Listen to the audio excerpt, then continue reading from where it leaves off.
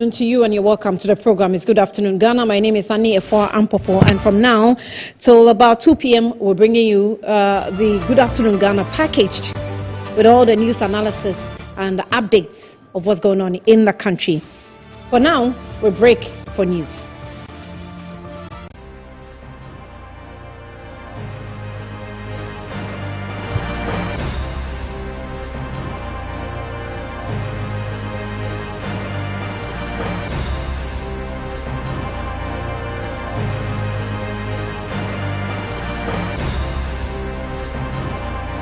Of the 2025 budget and policy statements in establishing Ghana's struggling economy.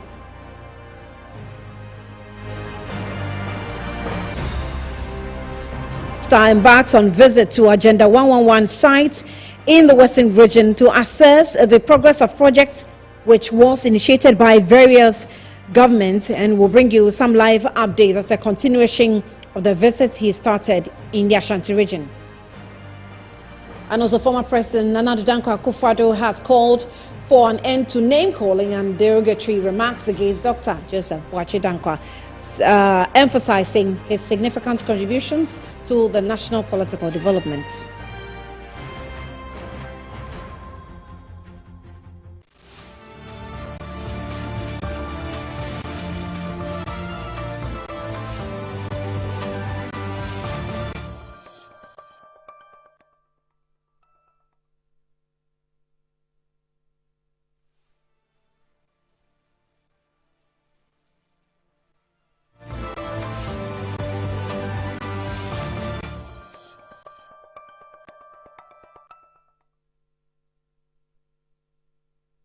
Welcome back. In the first story, Finance Minister Dr. Kessel Assoforson has underscored the significance of the 2025 budget and policy statement in establishing Ghana's struggling economy. Now, he asserted that the budget will serve as a crucial tool in addressing the country's economic challenges and laying the foundation for long-term recovery. Speaking during a youth engagement session on X Space hosted by social media influencer Kali J on Sunday, March 9, 2025, Mr. Forson acknowledged that despite recent efforts, Ghana's financial situation remains fragile. He outlined the government's commitment to implementing policies aimed at fostering economic stability. These measures include efforts to control inflation, maintain stable exchange rates, and also create a predictable economic environment. Charges, network, VAT, network, every number of taxes. What I can say is that we have begun the process to rationalize all the taxes at the port. We believe that some of the taxes and some of the levies in particular can be removed, because it will surprise you to know that all these levies and taxes does not come straight to the central government. Some of the levies you see there are being, the benefits is not going straight to support the consolidated fund. And so we need to identify who are those benefiting from these levies and for what purpose. And then if there's the need for us to remove them, we will have to remove them. So there's a team that are working at the moment as we speak. And I'm sure in due course we will announce that. And again, in the budget, we'll hear some announcement on how we intend to rationalize those levies and taxes at the ports in particular. Because you see, even though some of these levies are not coming directly to support government expenditure or government revenues, clearly it manifests the economy in the form of taxes. And one way or the other, it increases the cost of doing business and the cost of living. And so it's important for us to review them. So we will take steps to do.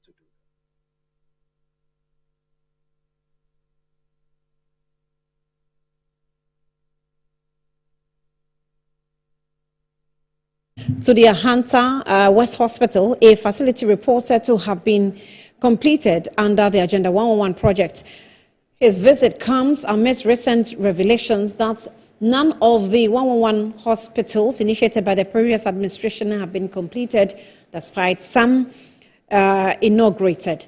As the minister inspects the Ahanta West Hospital, he's likely to assess the facilities operational readiness and crucial step in addressing the country's healthcare needs, or regional correspondent on the grounds to give us some updates of the details as and when he's able to speak with the health minister.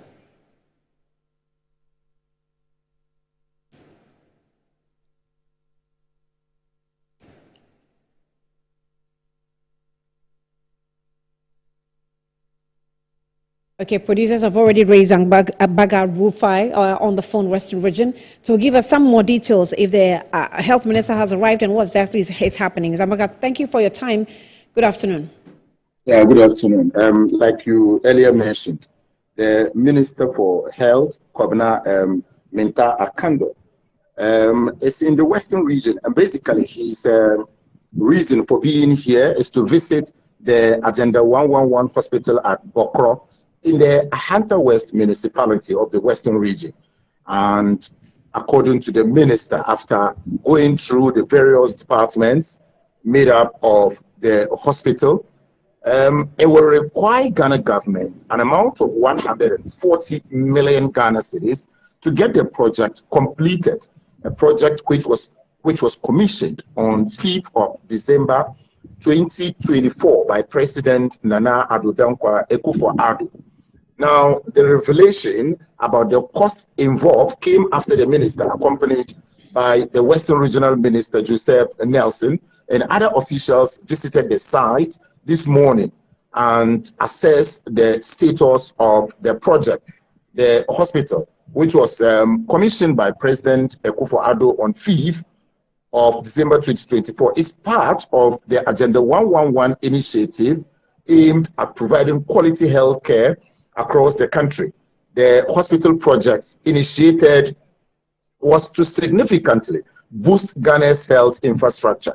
And according to the minister, the commissioning of the project was unfortunate since the project had not been completed and equipment had not been fixed, nothing of installation, and the hospital itself was still going through the completion process, and the previous administration jumped the gun and commissioned the project through the president. Now, during the visit, it was observed that while the physical structure has been built, it lacks essential operational equipment, and the minister is estimating that an additional 140 million cedis will be required to get the project completed, as contractors are still awaiting payment. He criticized the previous administration for the inability to secure a stable source of funding to complete the project, leaving them, that of Bokoro and the other ones across the country, in a state of limbo. And so the minister has expressed disgust about the current state of the project and why the president of the republic was in haste in commissioning the project when indeed it had not been, completed. So basically, that is the information on the ground as at the time the minister visited this morning. So Zambaga, they're saying that no funds were left. Is it with regards to only the Ahanta West Hospital, or the Agenda 111 hospital in general, hospitals in general? Yeah. So basically, what the minister is saying is that, recently President John Dramani Mahama, as part of his commitment made to the country, that he will be candid and honest in delivering results, mentioned that not even one of the Agenda 111 projects had been completed, but the opposition, did not find it easy and came hitting hard at the president for making this known to Ghanaians. And the minister was very clear in this, that the president indeed had the facts and in front of him while speaking, and that among all the projects which the president hurriedly commissioned when they had not been completed was the Bokoro one.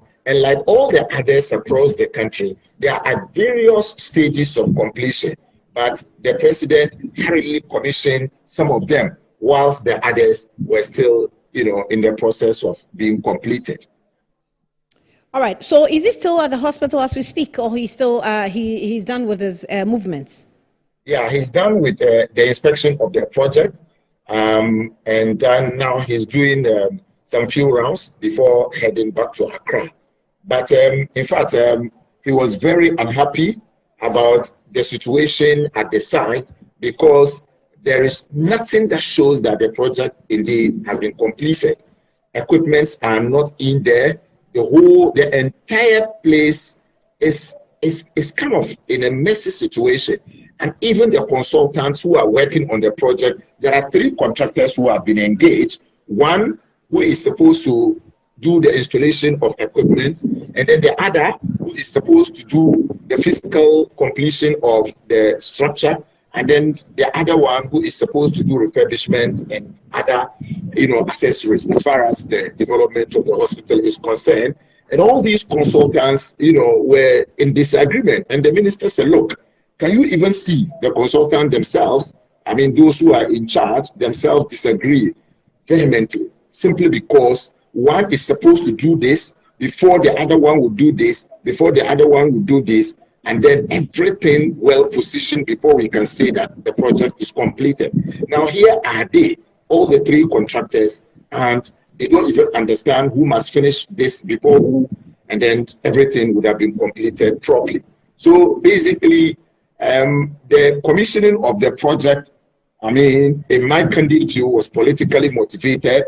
Nothing at the site is showing that the project had been completed. It was basically to score political points. Well, so we've seen that the building or the structure for the Ahanta West Hospital has fairly come up. Yeah, with almost everything done. Maybe it has to be fitted with hospital equipment before operations can begin. Yes. Is the minister giving any assurances or indication that this is the procedure or the roadmap to finishing or furnishing that hospital before it begins to operate? So fundamentally, the minister made it known to the media that indeed all the Agenda 11 projects, initially were with the presidency.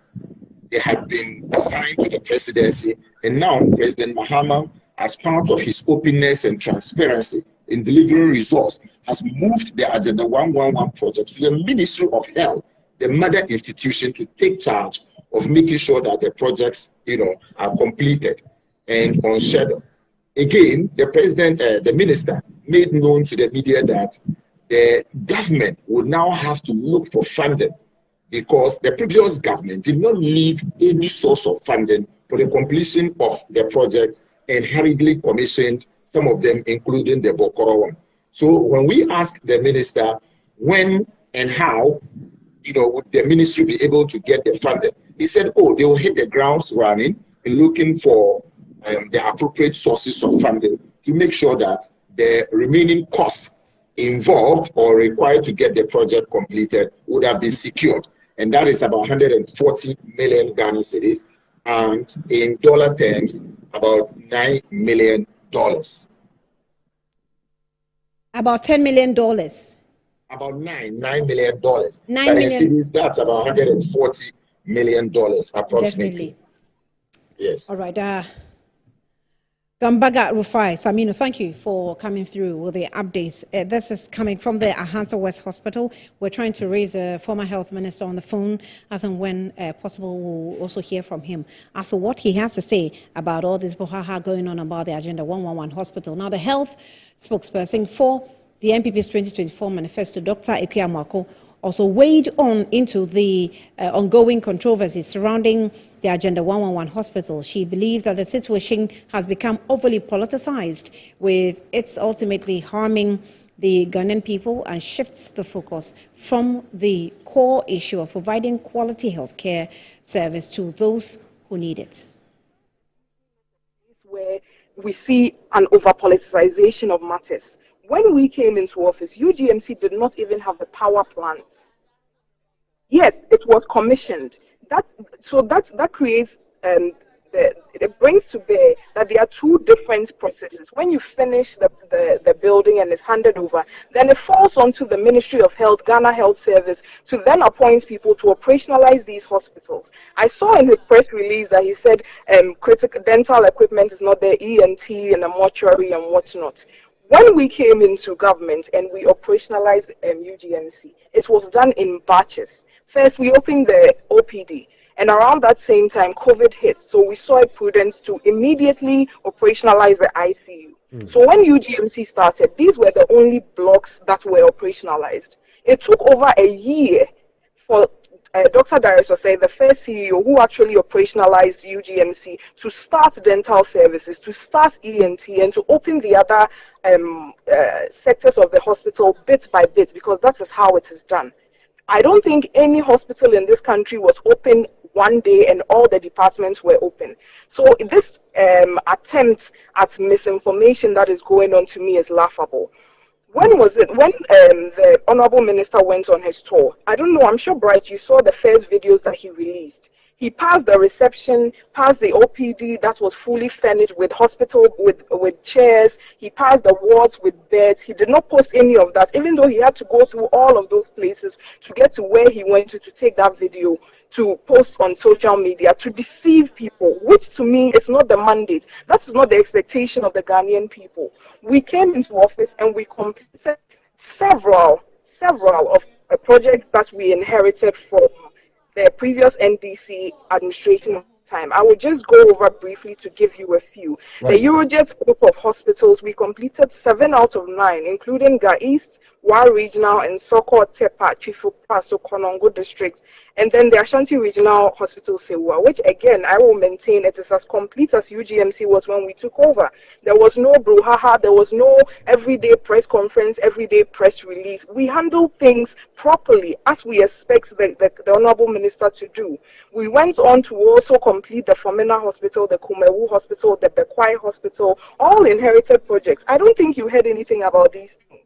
We also went ahead to complete and operationalize the Adenta Opojo Polyclinic, the Botiano Odu Manchege Polyclinics, the Wita, Somenya, Toulon, Sola, Bupe, and Bamboy Polyclinics. We didn't hear any of these things from the then Minister of Health, Onoho Ajimai, at that time, did we? So what is all of this about?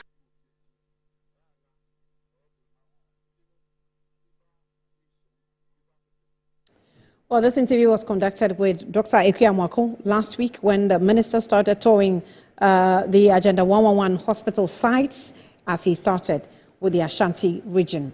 Now, the Western Regional Minister, Joseph Nelson, has acknowledged the role ports operations can play in expanding job creation in the country. According to the minister, once properly positioned, port operations should be able to enhance activities of all institutions working along the value chain of the port business. Our correspondent, Zambaga Rufai Samino, again has more in this report. Operations form an integral part of economic management. It also plays a vital role in the global economy, and therefore its importance cannot be overstated. In terms of trade facilitation, ports enable efficient movement of goods between countries, facilitating international trade and economic growth. Western Regional Minister Joseph Nelson, who is concerned about job creation in the country, said port operations generate employment opportunities both directly and indirectly in industries such as shipping, logistics and manufacturing. He also touched on revenue generation as key ingredients, making port operations significant and the driving force, as well as a major source for revenue mobilization for governments through taxes, duties and other fees.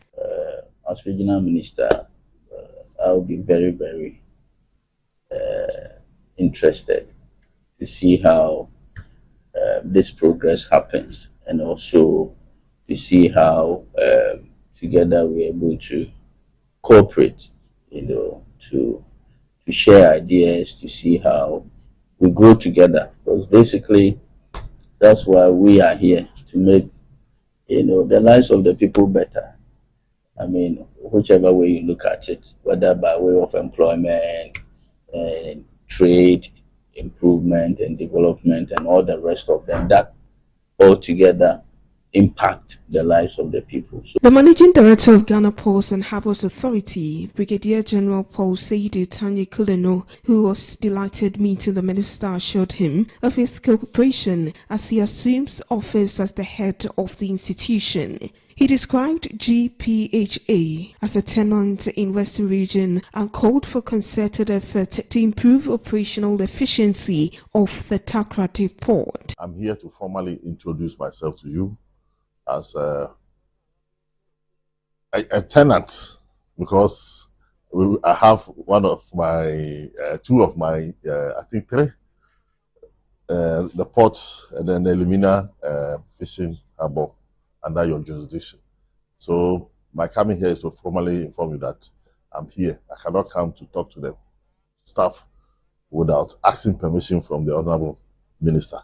So that's the mission that we have this morning. The MD, who was accompanied by the director of the Takrady port, Peter Amubediako, expressed gratitude for the warm reception offered him by the minister. See ourselves and share a few ideas about how progress has been and what is ahead, so that together we can make GPHA better, and then of course Western region better for it.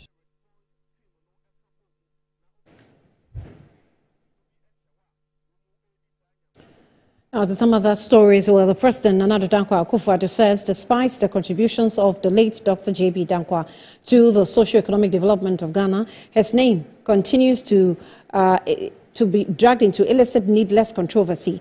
Now, speaking at Shebi in the Ibuakwa South municipality of the Eastern region on the occasion of the 60th anniversary of his passing, Akufo-Addo urged Dr. Danquah's admirers to take solace in the philosophical ideas that held or has held in shaping of the country. Dr. Joseph Trekwie Boakye Danquah was born on December 21st, 1895 at Kwewu Bepon, educated in law and philosophy in London. He established a private law firm after his return to the then Gold Coast in 1927. Together with Kwame Nkrumah, Emmanuel Obechebi Lamte, Edward Akufo-Addo, Ebenezer Akweje, and William Oforiatta, they became the legendary Big Sis, who are acknowledged as the founding fathers of Ghana. He died in 1965 at the Nsawam Medium Security Prison, where he had been detained under the Preventive Detention Act. Speaking on the occasion of the 60th anniversary of his passing, President Akufo-Addo described Dr. J.B. Danquah as a prolific writer of books, poems, plays, pamphlets, and letters. He added that today's Ghana is closer to what J.B. Danquah envisaged, a free, democratic, multi-party state where the rule of law, amongst others, are accepted. Despite the breadth and depth of Dr. Danquah's contribution to the development of Ghana, his name continues to elicit needless controversy in death as in life. We recall vividly the inhuman conditions that Kwame Nkrumah's CPP government attached to the conduct of his burial in 1965 after his cruel death in solitary confinement in the dungeons of Nsawam prison. The minority leader in parliament, Alexander Afenyo-Markinen, treated Ghanaians to have a renewed sense of purpose, knowing that democracy is not a gift handed down through history, but a perpetual struggle. I dare say that perhaps since the 1940s, no group of people have suffered a hate campaign as enduring as that which Danquah and his people have had to go through. A people that have contributed so much to public service and the betterment of our nation, and yet maligned beyond measure for sacrifices pure and patriotic. The Ochehene Osajefo Amwetia of Orepenyin said Dr. Danquah epitomized the respect for human dignity, the celebration of cultural and traditional heritage, and the enduring love for freedom among people. With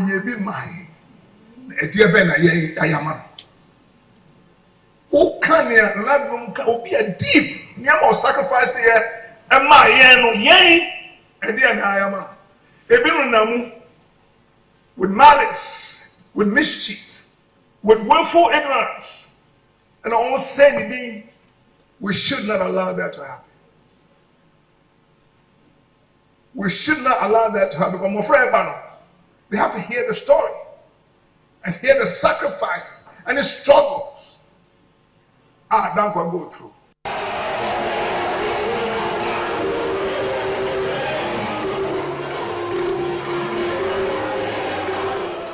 Well, those are the news headlines. You're watching Good Afternoon Ghana. We'll go for a breather. We'll be back shortly.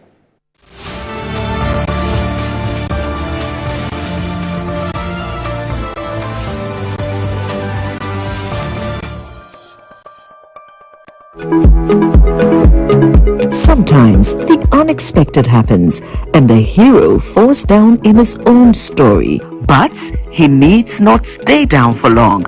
Cosmopolitan Health Insurance is your trusted health partner.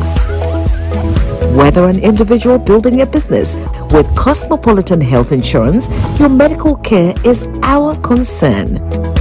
For the best health insurance solutions for corporate institutions, groups and associations, families and individuals, choose Cosmopolitan Health Insurance from our over 700 accredited health service providers nationwide. Call us on 0302 540 668 or 0501 678 547 for all your health insurance solutions. Cosmopolitan Health Insurance, your medical care is our concern.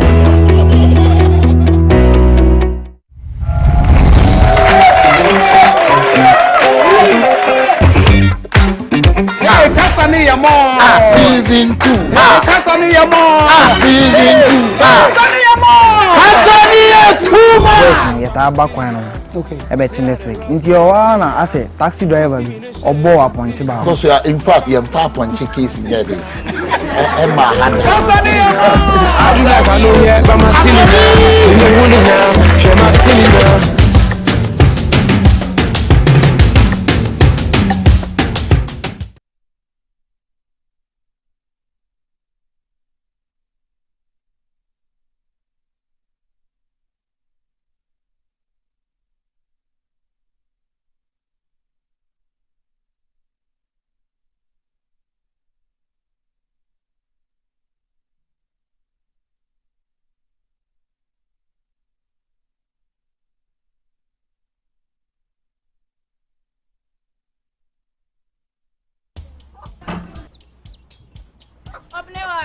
Mommy.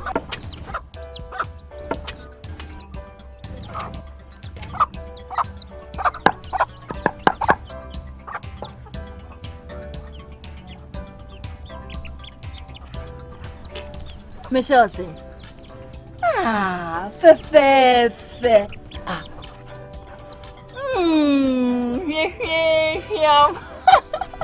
Different era, better result. Time has changed and time has brought Kel Chocolate Toothpaste, healthy gums, anti-cavity, fresher breath, and it whitens teeth.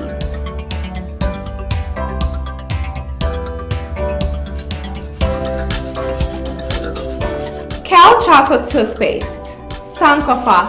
Yenchi, Kel Chocolate Toothpaste. Happy smile. This advert is FDA approved.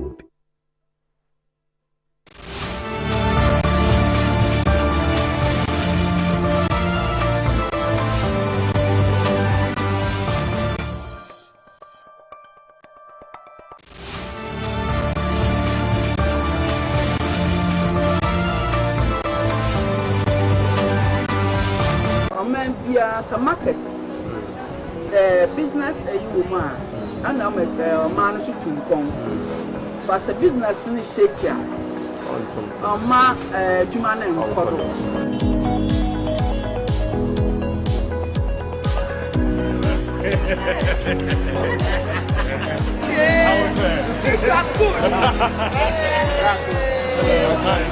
What was that?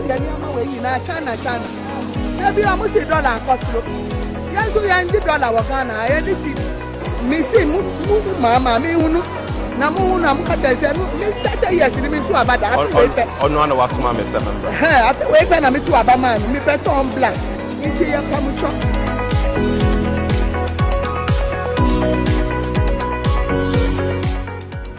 In Ghana, our prices are not stable because of the dollar. It's never to me, yes, people. Everybody gets their price now. Now the local markets and the consumers and sweats in the action. I've been problems in the face. Yeah, my first problem this year means me contract. I make one out this year. What is the problem? The problem was the price has increased. It was 1,350, but now it is 1,750. Just 3 weeks. Just 3 weeks? Yes. From 1,350? Yes, 2,750. 2,750. So I was returning back. Because wow. The way now the price I gave it to them over there, and now that it has increased about double, I can't afford it.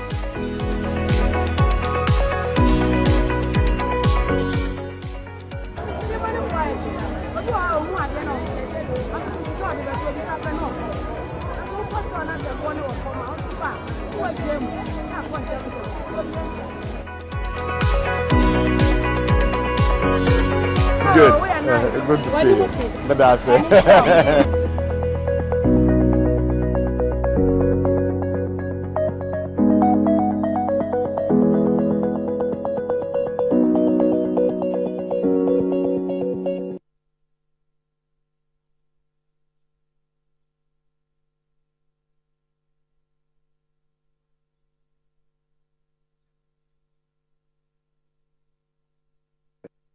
Taxes on network charges, network VAT, network, every number of taxes.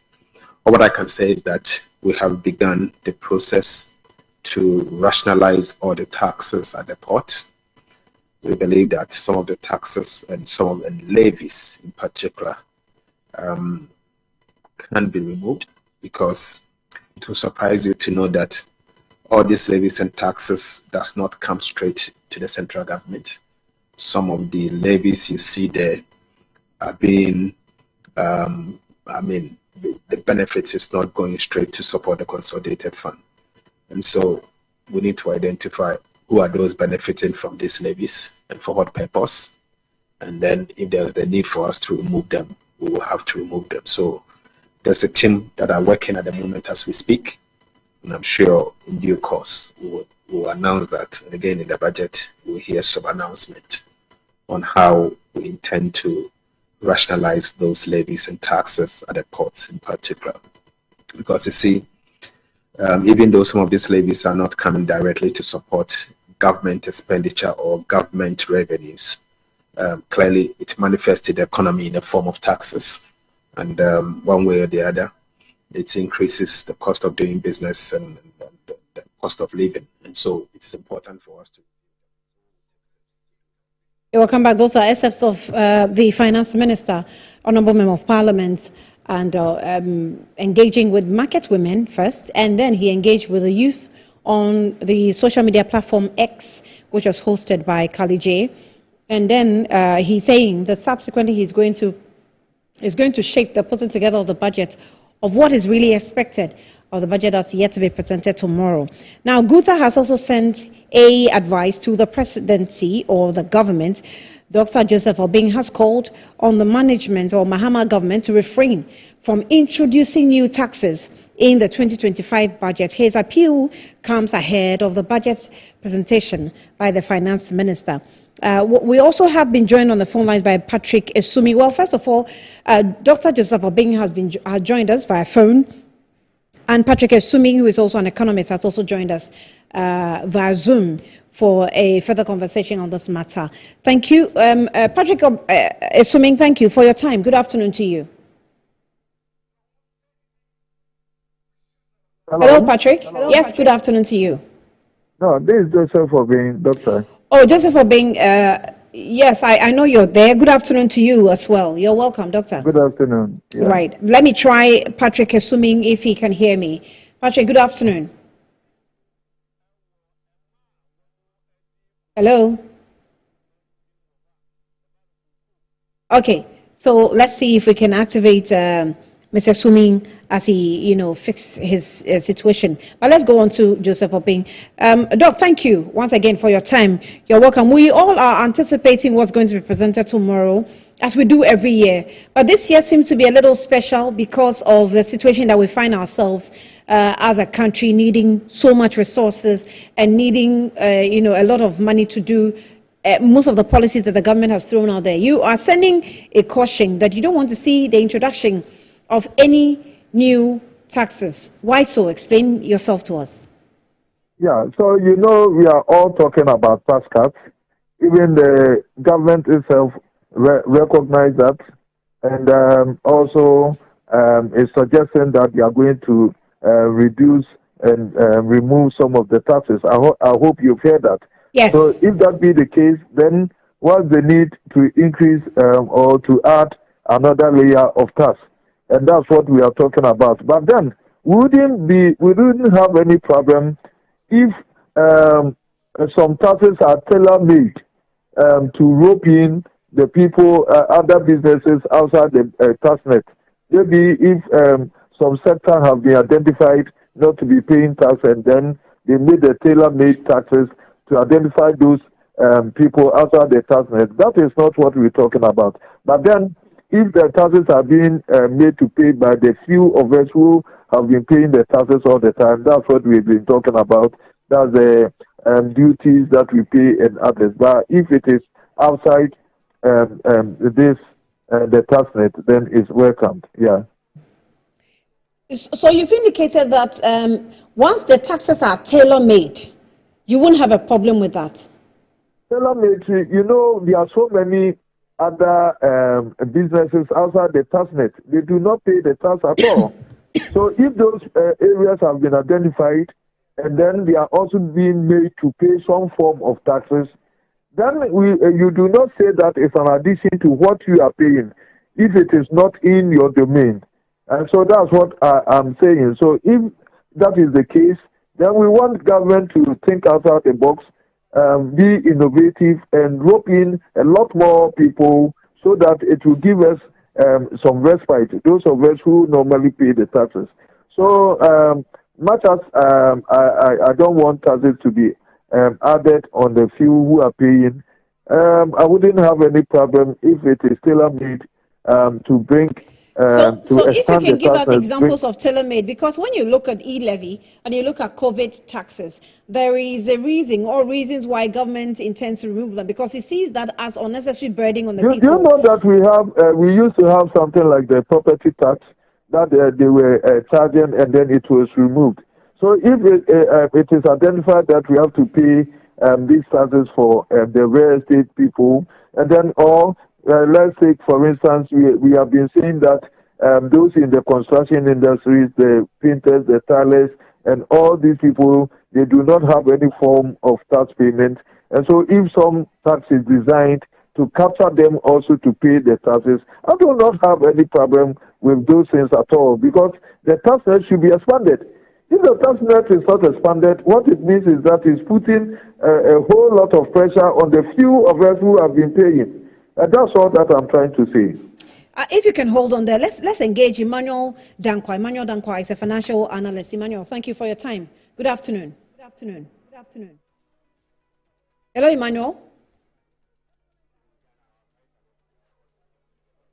Mr. Emmanuel Danquah, can you hear me?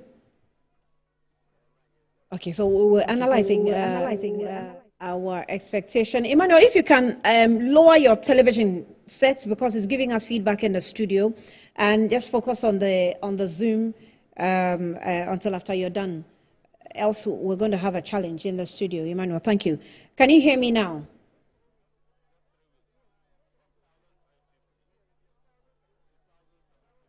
Hello, Emmanuel. Okay, that's let me try Mr. Suming. Is Mr. Suming there?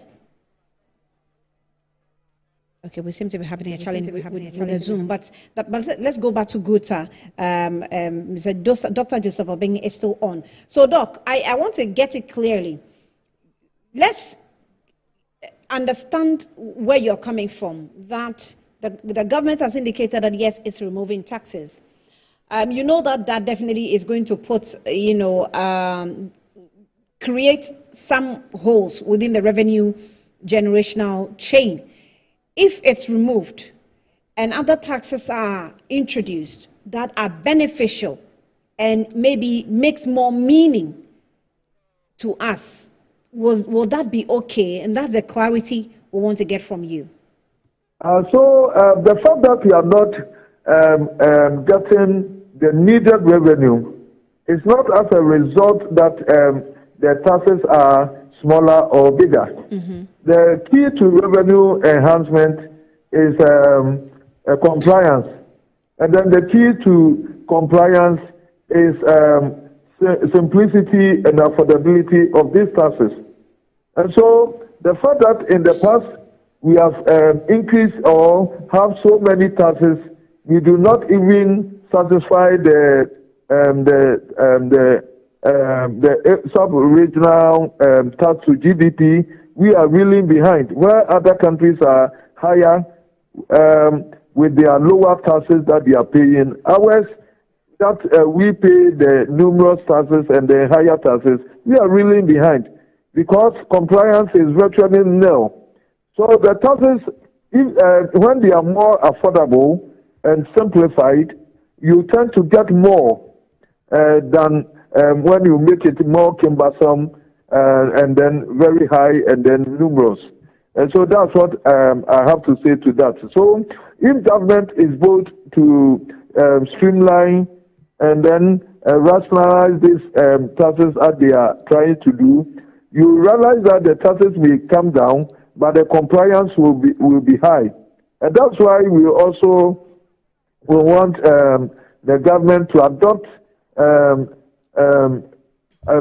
measures that will effectively enhance on compliance, such as education, monitoring, and civilized enforcement methods that should be adopted to enhance on compliance. You've raised the issue of excessive taxation, which I may understand you from the standpoint of the informal sector. You have welcomed the idea of expanding the tax net. I don't think that idea is a today idea. It's such an old idea, which some of us in the news area find it very, it's a cliche now, expand the tax net. Do I get the sense that from the GUTA point of view, you are not supporting government to identify this informal sector? Because we've been told by the Ghana Statistical Service that the informal sector makes up of about 80% of Ghana's workforce, and it adds just about 27.4% to the national GDP. Is there any way that GUTA can support government in expanding the tax net? Because then if you fail, then the over-taxation you're complaining about may not be achieved. Yeah. So if you listen to me attentively, that's all. What you are saying is exactly what I was also saying, that government should be innovative, think outside the box, and then identify a lot more people who are outside the tax net, especially in the informal sector. And then I mentioned painters, sprayers, and tilers and POP people and all that, who we all know that do have a chunk of business but do not pay. So if we made a tailor-made tax system to rope them in, that will even help us, because then the dependency on just a few of us to pay the taxes will be a thing of the past, and then the taxes will be spread for everybody to be paying. So what you are saying is correct. We have to support government to rope in a lot more people so that we can also have the respite to do our business. How do you intend to do this? Yeah, education is very important, and then identifying the simplified system, maybe the tax stamps and all that. You know that during the previous administration, we have the very small scale traders. They have the tax stamp and they were paying tax. At the point they remove it, and that we protested against it. We said that people should be encouraged to learn how to pay tax, regardless of their size. And that's why I do not believe in the threshold that Ghana Revenue Authority adopt. The threshold that if you're below 200,000 of turnover, you are not made to pay the VAT and all that. Those things do not help us. And then it creates abuse and disparities among taxpayers. Yeah. So the identification of these businesses are my concern, or were my concern, because I was thinking through, if we have to capture the informal sector, how are we going to do it? Then it took me to the fact that we have done a Ghana card which identifies almost everybody. If you have private business, you have to pay your taxes. That used to be the problem, but now it is not there. That we have the address system and all that. And then we even, aside that, we have physical location. First they were saying that the tabletops and all that are not to be included because of the nature of their shops. It's a makeshift, and that's one time you go and meet them, another time you don't meet them. No, that shouldn't be the issue. Once somebody is doing business, you should be able to pay its quota. Ghanaians want to pay tax. What we do not want is a high rate of taxes and a complex nature of taxes. But if taxes are made very simplified and affordable, everybody will pay tax. I'm telling you. Is it not surprising that I'm actually, it just clicked, I'm watching the finance minister interact with market women. Now, most of these market women are captured under the informal sector or are in the informal sector. We are not captured, of course. We're in the informal sector. But they're the people we're interacting with. The formal sector is already there. We've captured them. We have them on record. And so we always go to them for taxes. But these informal sector workers are the ones who are, in this case, interacting with the finance minister, telling them what they think and what they want. We're not sure of the details, but some of them, we have them on tape. Does it affect the formal sector in any way? And how do we do the reconciliation where informal sector is telling us, oh, when we do this, it will help. When we do that, it will help. But in the end, we don't have them on our tax base. Yeah, so we have to identify them, the nature with which they operate. Because they don't have the book, the accountants, they don't have the bookkeeping and all that. That's why systems like the tax stamp and all that, you make somebody pay 50 Ghana cedis a month, and he's also paying his quota or her quota. And then you tie it to some of the opportunities, the school, the free education and all that, that you have to provide evidence of these things so that you can also have access to all these things, the national. But some of these incentives should be tied up to tax payment and all that. And everybody will come on board. So it's about designing a very conducive and suitable systems to suit any sector of the economy. And this particular regard, for the very informal sector, the tax stamps have helped in the past, and it will help again. And so we should adopt them. All that is in it is the affordability. Is the person that you are trying to pay the tax, is the person able to pay how much you are telling him to pay? If you give us very big taxes and all that, people avoid it. We are rational human beings. We'll run away from the taxes if they are very cumbersome and very difficult to pay. Now, if you make it simplified and all that, we'll definitely will want to pay our quota for the development of the country.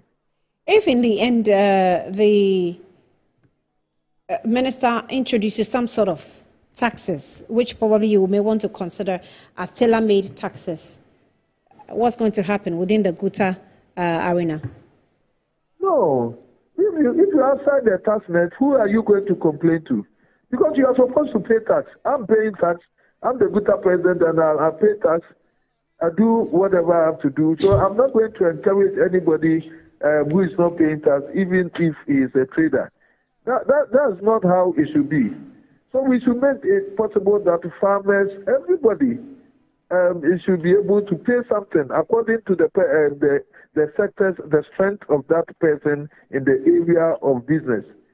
That's what we have to do. We'll be able to identify all of them. We have to be able to create the tax map. We have to create map, but now we should have a map indicating the various areas of tax payment and all that, so that we know how to fashion out the taxes for them. And this is what we have to be doing. It shouldn't be that just a few of us are paying these taxes, and taxes are being recycled among us. It's not the best. So what that succeed to do is then that the people who have the potential to grow, who have the potential to produce and all that are being contained.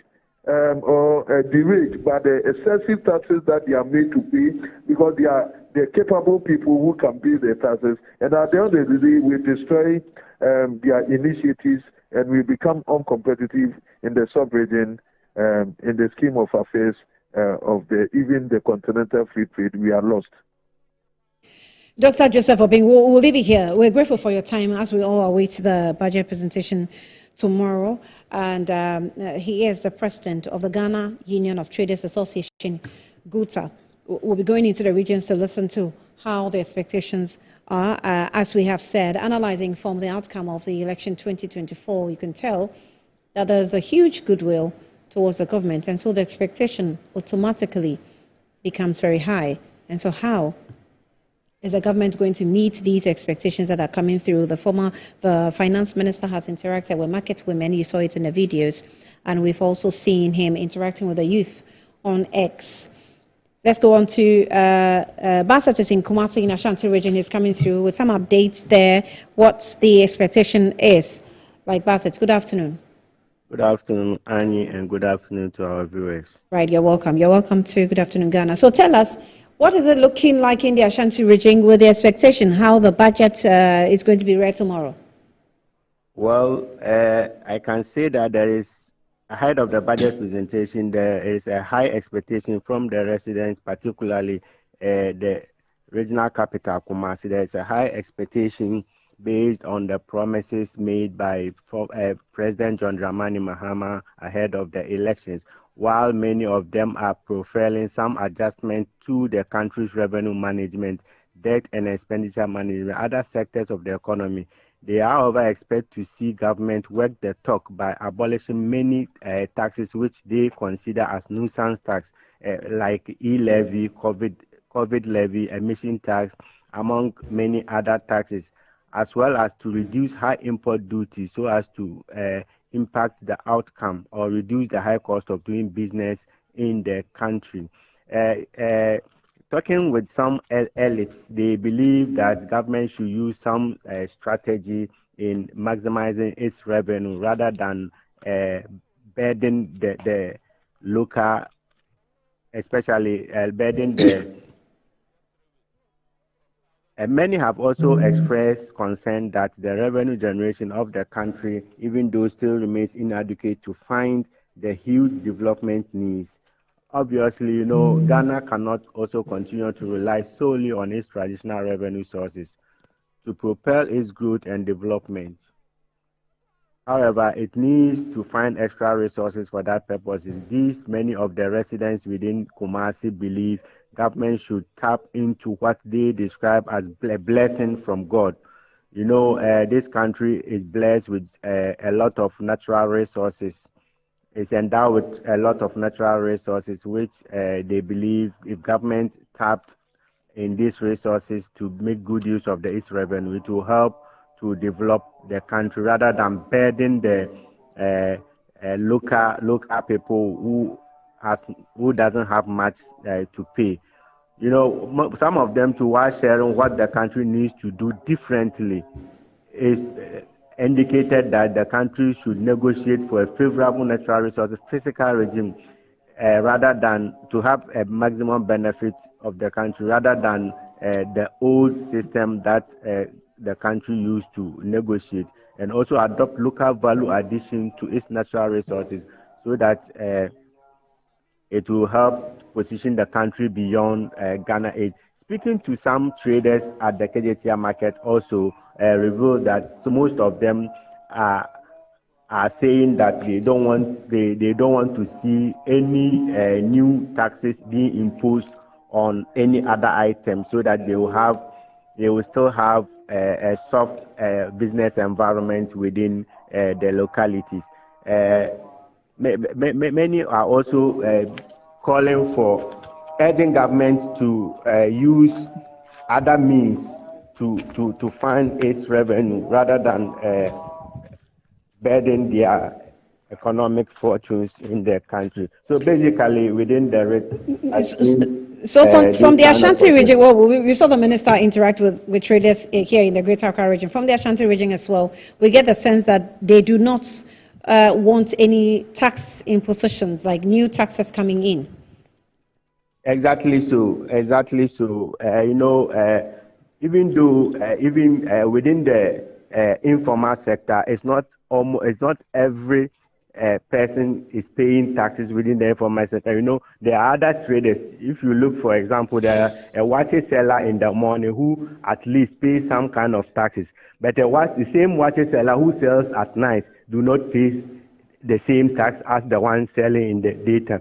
So they are also calling for equal tax base, so that at least if you are doing this kind of business, your other competitor who is also doing the same business elsewhere should pay similar amount of tax, so that you will not be overburdened. Right, Abdul Basit Suleiman, we're grateful for your time, and that's him coming through from the Ashanti region.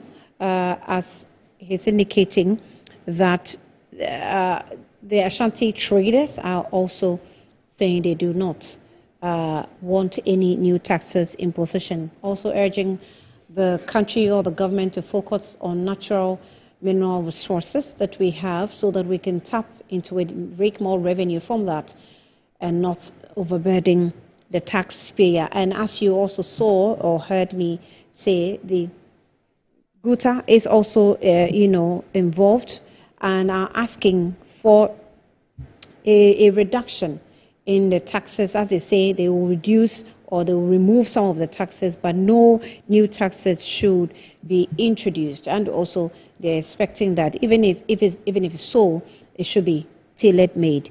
Let's engage Mr. Patrick Esumi, who is an economist. I'm sure he's joined us again. Let's try it again.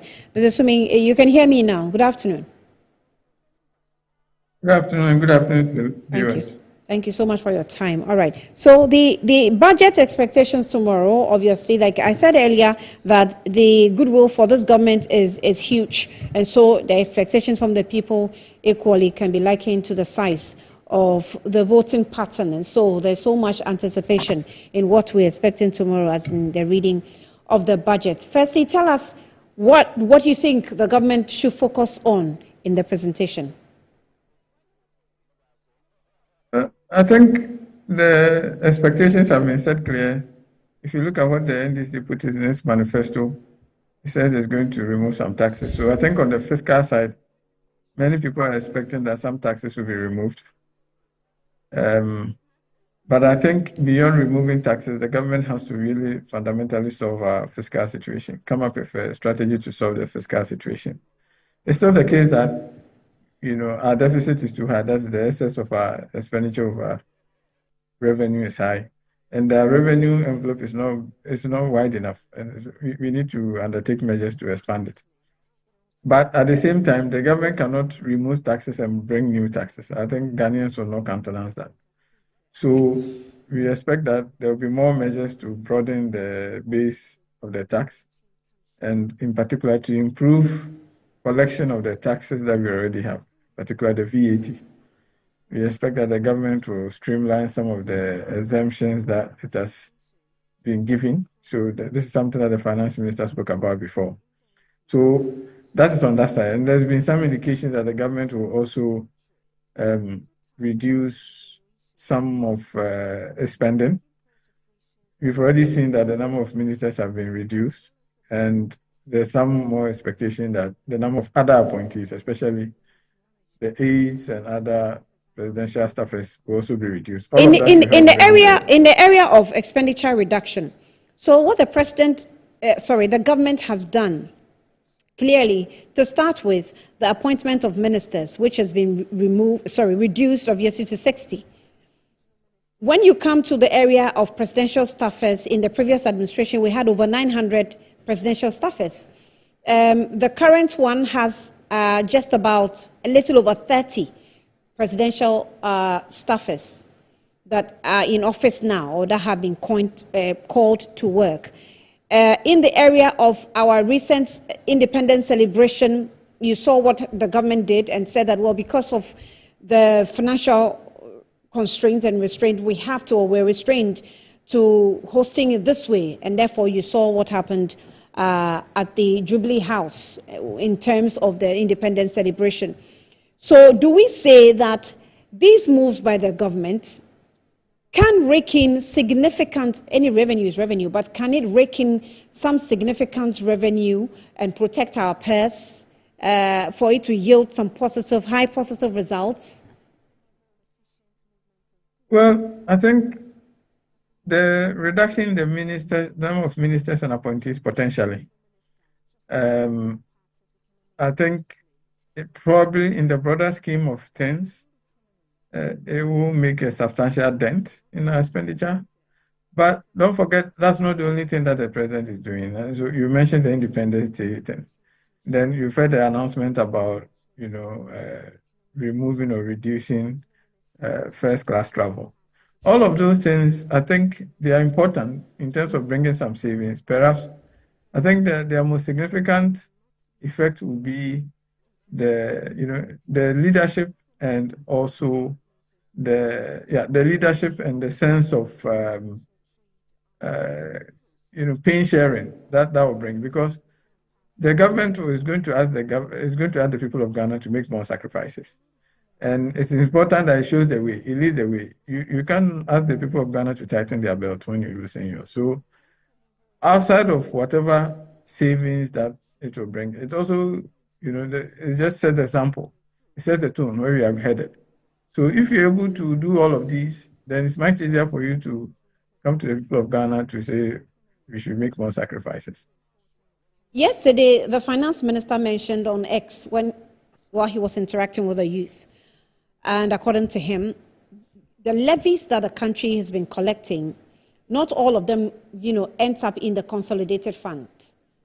And so what he failed to do was to give us the percentages, so that if we're collecting 100%, he could tell us that this percentage has been coming into the consolidated fund. The other percentage, we're not sure where it goes to. But it was clear, according to his statements, that some of the levies that we collect end up somewhere that we do not know who are the beneficiaries of these levies that we are collecting. Do you think that it's critical for the government and the minister to find out where these levies or where these monies are going to, in terms of our attempt to cut wastage and zip the loopholes, in making sure that we're getting the revenues that we actually are needing? Okay, I'll ask you about the projects later, but you can respond to this. That's a pretty serious statement to make. Yes. That, Ghanaians are paying some levies and they are not ending up where they should. I think it has to be immediately investigated. And wherever those monies are, they have to be retrieved. I think that is, to me, it sounds like more of some, criminal activity than, just saying. I think that, so let's put that one aside. I think the other thing we have to understand is there's also a question about the cost of collecting taxes and making sure that tax collection is as easy as it can be and as cheap as it can be.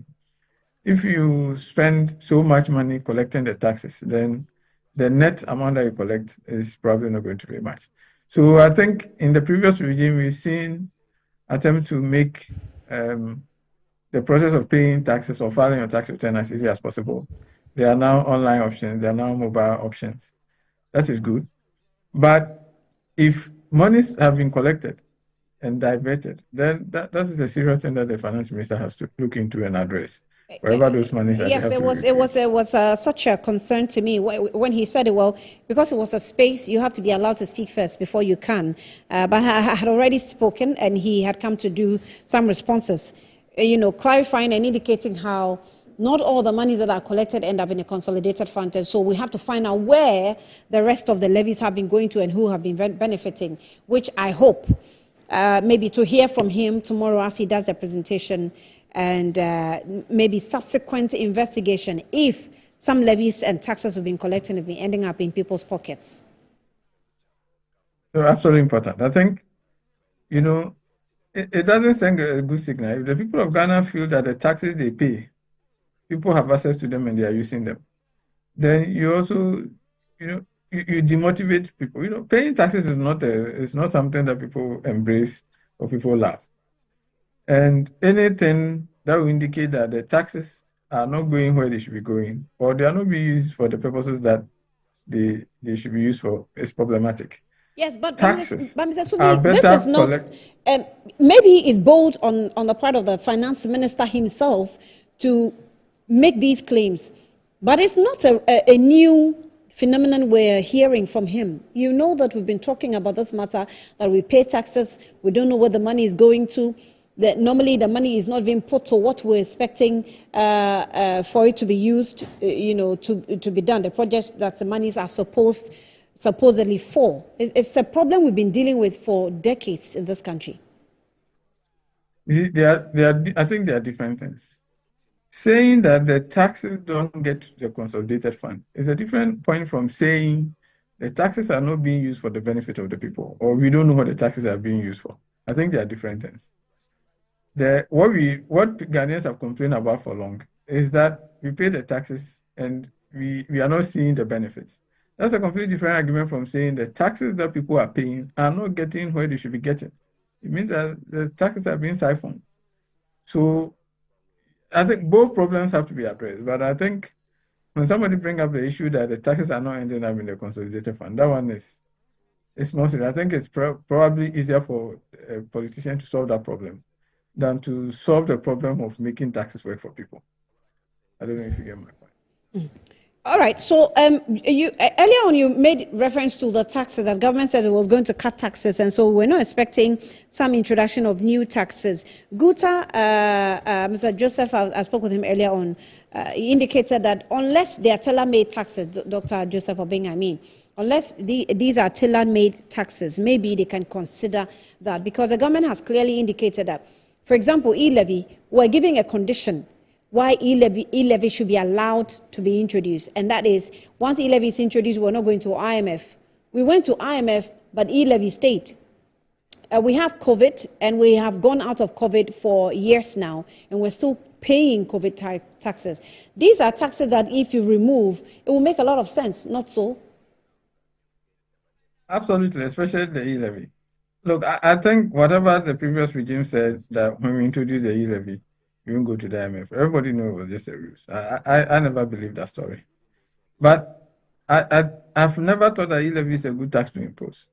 Taxing a method of payment, it's a strange one. And I think it's always been a terrible tax. And also because we have another objective to try and encourage financial inclusion and get many people to use formal payment systems. So if you tax a method of payment and leave cash payment, then nobody knows what you are doing. So as for e-levy, look, if the finance minister announced this evening that it is gone and that from tomorrow you will not pay, I will be the first to applaud. I think the issue about the COVID-19 levy, well, again, I think is the characterization that was the problem in the first place. The previous regime said, well, COVID is here, therefore you have to pay. Once you make the argument that you have to pay because COVID is here, the moment COVID is no longer a global pandemic, then its legitimacy comes into question. I think the argument they used to make is that, well, the COVID is gone, but the remnants are still here. But, it's a hard sell. It's a very difficult argument for people to accept. If you told us that we need it because COVID was here and we needed to address all of the challenges that it came with, then, So those two taxes going is not, I totally support them, especially the e-levy. I don't think it's a tax that should have been imposed in the first place. So then if new taxes come in and maybe they make economic and logical sense, do you think that will be welcoming? Because whatever we do, we still need money. I don't think new taxes will come in. I think politically, the government cannot impose new taxes. You can't, say you are going to remove some taxes because they are hurting businesses and bring new one. And it's like taking with one hand and giving with one hand. I don't think Ghanaians will countenance that at all. And I'm not anticipating that. What I do expect, though, is that they will implement measures. They will announce new measures to improve their collection, or maybe to streamline their computations, and to also remove some of the exemptions that are probably not beneficial. All of those are ways to bring in more revenue while you have removed some of those taxes. All right, we'll leave it here. Mr. Patrick Esumi, thank you for spending some time. I'm sure we'll engage you again tomorrow after the budget presentation. Thank you. All right, let's now, still stay with the financial issues. We'll engage Emmanuel Danquah, who is a financial analyst. He's also joined us via Zoom to hear him on what he thinks we should be expecting tomorrow or what the government should focus on. Emmanuel, thank you so much for your time. Welcome to Good Afternoon, Ghana. Thank you, Annie, for having me. All right. Emmanuel, I'll get into the taxes or taxation area because that has been our headache on the daily basis. But let's focus on, streamlining productivity.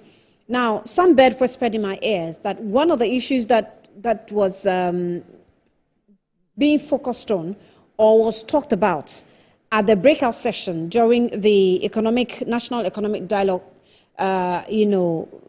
forum was ensuring productivity from every single human, employed within the public sector. We know how the public sector always will come to the table and negotiate, and sometimes the negotiation obviously cuts across. But we do not require a productivity from every single person because productivity differs. I'm sure that somebody will be giving us about 2% of productivity. Some will give us 10, some will give us 100. But their negotiation always cuts across. So we're going to institute a system where KPIs will be required to, to deliver, like employees' KPIs must deliver in terms of what we're giving them, in terms of what they're negotiating for.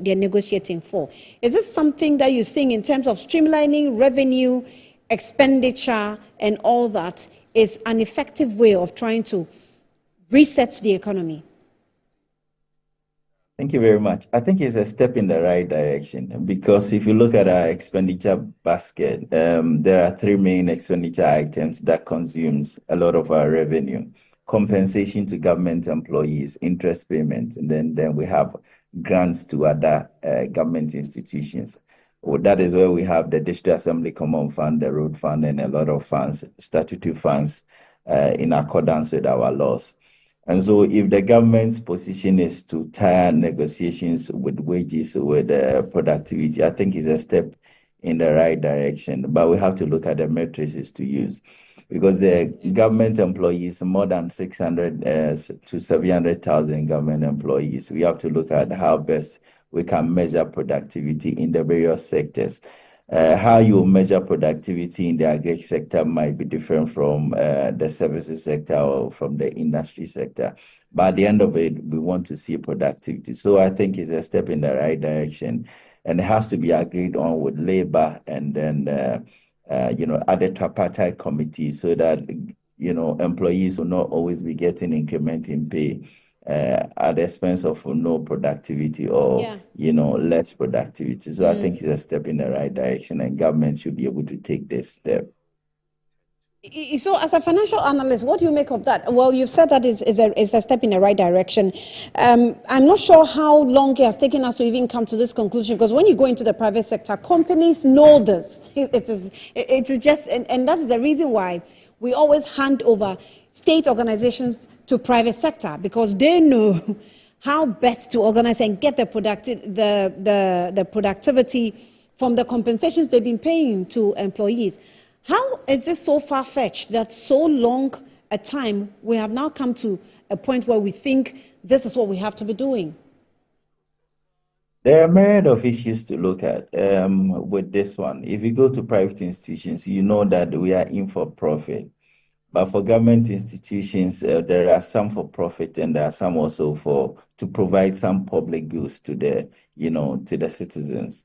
With regards to state institutions, there are broader issues to look at. How are even CEOs employed in state institutions? It's just by being affiliated to a political party to gain appointment to be a CEO of a state institution. And so if a state institution CEO is a political appointee, how do you expect that political appointee to demand a lot of productivity for similar people who have entered into that institution by virtue of being affiliated to a political party, not being employed on merit base. So there are broader issues to look at. We have classic, civil servants who have gone through the mill to gain employment into civil service. That one is quite different. But by and large, you also have to look at what we are giving them to produce there, and in terms of the incentives they need, or what the equipment and the instrument they will need to deliver on their mandate. And so in as much as we talk about productivity, we also have to look at what is government giving to these, employees, or to produce what they have to produce. For example, if someone serves in a hospital in a rural area, and you expect a particular productivity level from that person, what has been the setup? The same applies to teachers. The same applies to, other service provision institutions. So you just don't look at productivity, but you also look at what are you giving the employee to deliver that productivity, and that will be having a fair conversation about bringing productivity as the caveat or the yardstick for negotiation for wages and salary. All right, let's move on to taxes now. We've had quite a chat about it with GUTA. We've spoken with Mr. Suman about it as well, the economist. Let me also have your take on it. And I'm sure that all of us are expecting that e-levy, COVID-19 levy, and all will be taking off. Mr. Suman has indicated that he's not expecting the new introduction of any taxes. What are your expectations in terms of taxes? Well, you don't expect the government to also deliver on all the promises in a single budget. Despite the government promising to remove e-levy, COVID levy, betting tax and all, we shouldn't also expect all these taxes to be removed in a particular budget. For e-levy, the indicative figure for 2025 is about 2.4 billion. For COVID levy is about 3.9 billion. Now, should these two taxes, even using these two taxes as examples, should these two taxes go, what are the alternatives? There are a couple of options government can, fall on. If you are reducing taxes and you are not bringing new taxes, then you are expected to reduce expenditure. And we have seen some expenditure cuts in the appointment of ministers, in some of the directives on air travels, and a whole number of directives to reduce expenditure. So should all these taxes go, then you should expect that the expenditure should follow in that regard. But the bigger issue is about formalizing the informal sector. As you mentioned in your introduction, we have a largely informal sector. It looks like widening the tax net has become a cliche, but I think we should start from somewhere. The previous government started, all of us getting national ID cards. We also have digital addresses. And Ghana Statistical Service in the past has embarked on programs like IBES to register small and medium enterprises. How do we build on all those databases so that we'll be able to start from somewhere, so that we can be able to widen the tax net? I think it's a very difficult thing to do, but we should start from somewhere. So if our first year of implementation, we're able to raise some amount of money, then we'll build on that and look at how best we can also streamline the process of increasing taxes. So for me, my catch for taxation is not to introduce new taxes, but ensure compliance. We already have the laws about these taxes. Ensure compliance, and also make sure that you'll be able to, build on the existing database to be able to raise a lot of taxes. So in terms of the policies that government, we have the likes of, during the SONA presentation, we have likes of Ghana Trust Fund. We have the Agenda 111 hospitals that must be completed with the government is saying there's no money for. We have Women's Bank that's coming up, quite a huge policy. We have the 24-hour economy that's also already started in some government agencies. And I'm hoping that probably will rake in some revenue because of the multiplication of hours of work. Now, we also are expecting free primary health care, which the government is saying that they are committed to doing it. All these are sort of some heavy capital intensive policies that the government will be implementing. Do you think that the earlier attempt to cut expenditure is good enough? And what else do they have to do to bring in some revenue, apart from making sure that productivity is met by the public sector? Yeah, let me start from the specifics in terms of some of the programs you have mentioned. And as I indicated, we don't expect the government to fulfill all manifesto promises in the first year. For example, government wants to establish a women's bank. There's been an indicative, announcement that allocation will be made. That said, we also have to look at if these are all capital expenditure projects. These are all expenditure projects coming up. The big push, $10 billion, and other Mahama cares, looking at primary, free primary health care. These are all expenditures that we should be able to look at before implementation.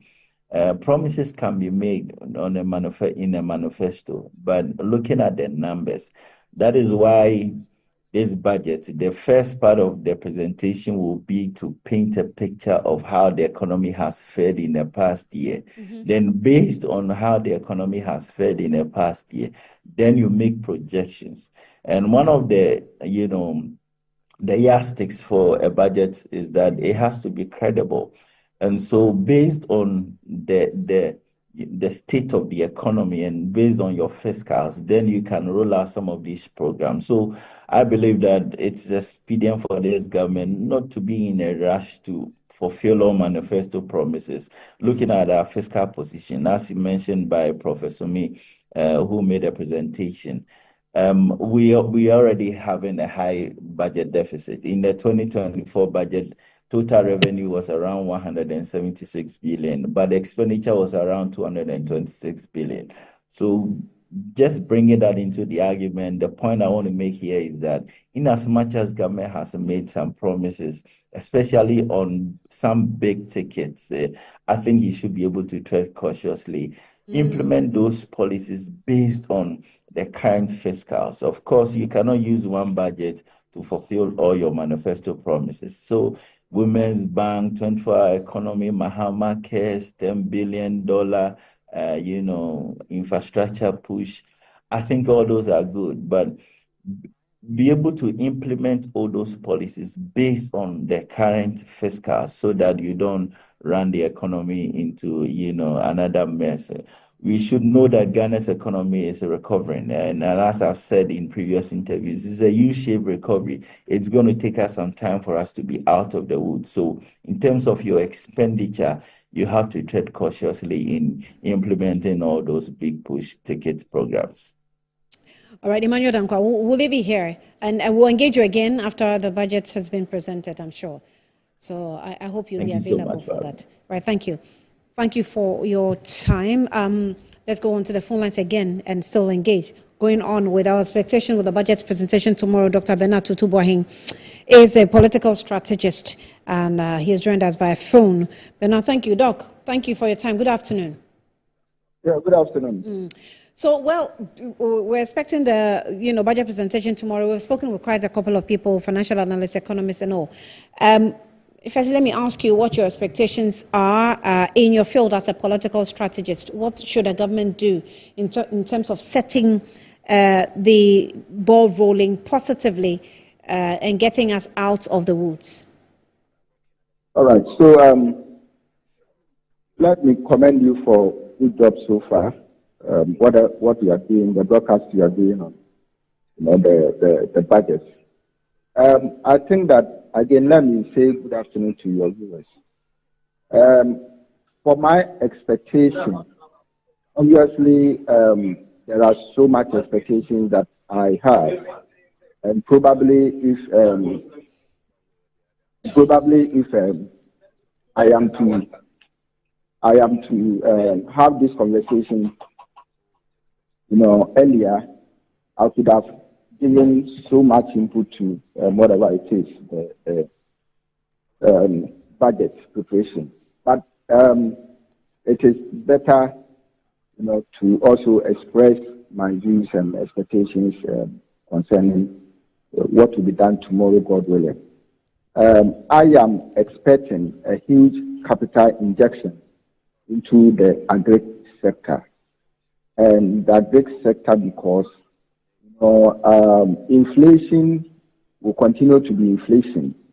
If that component of inflation, which has to do with abundance of food security, we are not able to achieve that. And what it means is that food inflation should be something that our budget should be able to tackle. And so what it means is that if this government is talking about, food security and ensuring the realization of agribusiness and all that, I think that all these investments should be channeled towards ensuring that Ghana is sufficient in terms of food. And I hear the president is going around West Africa, has been to Mali or Niger, and he'll be going to Burkina Faso. I think he'll be going to Mali and the rest. He's been to Mali already. He's going to Burkina Faso today. Okay, so that's fine. To the best of my understanding, we are getting, onion supplies from Niger. We are getting tomatoes from Burkina Faso. I hear a larger percentage of cocoyam and cocoyam leaves, kuntumbe, is also coming from Togo and Côte d'Ivoire. And for me, this is unfortunate because how do we rely, on neighboring countries when we have even better land, to cultivate some of these things? I understand, per my personal data that I have, that, Ghanaians spend so much on food than even rent. So people are much more concerned with food and how much they buy food from the marketplaces. Obviously, for the last 3 elections, since 2016, yes, 2016, Ghanaians vote basically because of, issues relating to hunger and the fact that living conditions are increasing. And what does it mean? When people are not able to buy food, you wouldn't have that kind of peace as a president or government. And so I expect that government will inject more money into that field and make sure, if government is even going to look at Afram Plains, going to look at the northern part of Ghana, Upper East, Upper West, and target these areas as the basket of Ghana. I feel that, yes, you can produce so much. Those days that we have schools, gardens, school farms, those days that, prisoners were used, in state farms and all that, we need to revisit, these policies and bring them back. My second point has to do with, business in this country.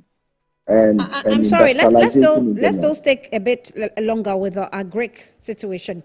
And speaking of Burkina Faso, just last week we had an update from Burkina expending about $8.9 million into a tomato factory they call Société Faso Tomato, the facility which will have the investment of $8.9 million and the capacity to process 5 tons of tomato each hour.